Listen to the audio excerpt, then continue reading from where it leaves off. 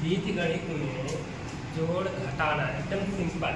देखो, सबसे पहले आपको ये पता होना चाहिए कि बीजगणित में जो घातें होती हैं वो सेम होनी चाहिए। क्या होनी चाहिए? सेम।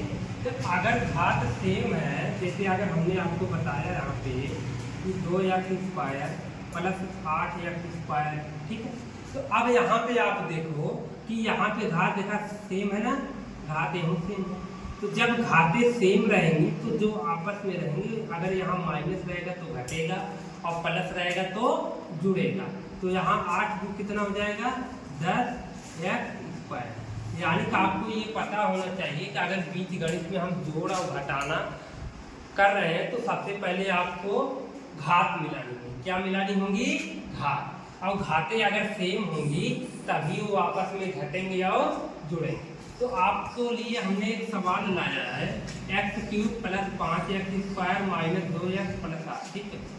माइनस ब्रैकेट में 2x³ plus 6x² plus 4x plus 2। अब इसमें सबसे पहले इसको लगाने से पहले सिंपल फार्मूला आप समझिए कि अगर किसी चीज़ का यानी प्लस है, इसका जब माइनस में आप गुणा करेंगे तो क्या निकल के आ जाएगा? माइनस। अगर माइनस गुणे माइनस है तो जब इसका आपस में गुणा होगा तो क्या निकल के आएगा?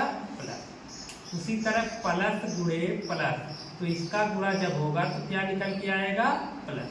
और माइनस गुणे प्लस, जब इसका आपस में गुणा करेंगे तो क्या निकल के आएगा?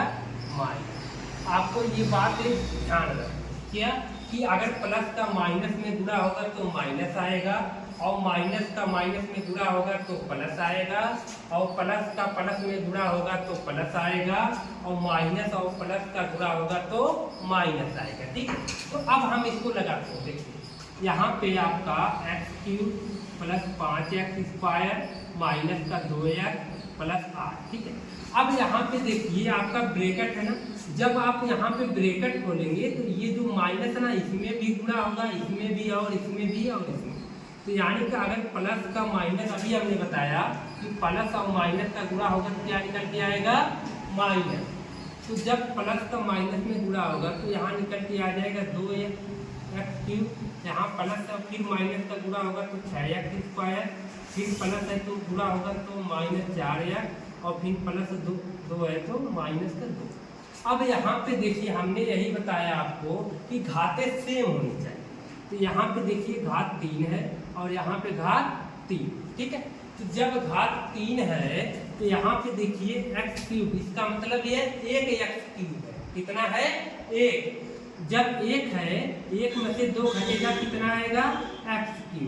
लेकिन चिन्ह यानी कि देखिए ये बड़ा है ना आपका, तो चिन्ह क्या लगेगा? -x³।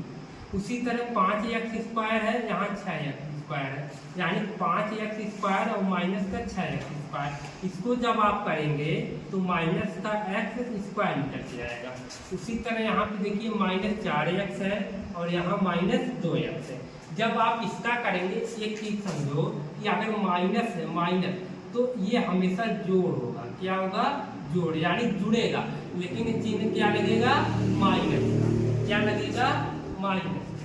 तो अब यहाँ देखा कि -2x और -4x जोड़ोगे कितना? माइनस का 6। यहाँ पे देखिए 8 है और यहाँ -2, यानी प्लस और माइनस हमेशा आपस में क्या होंगे? घटेंगे। तो यानी कि 8 में से 2 घटेगा, कितना आ जाएगा? 6। यही आपका क्या आ गया?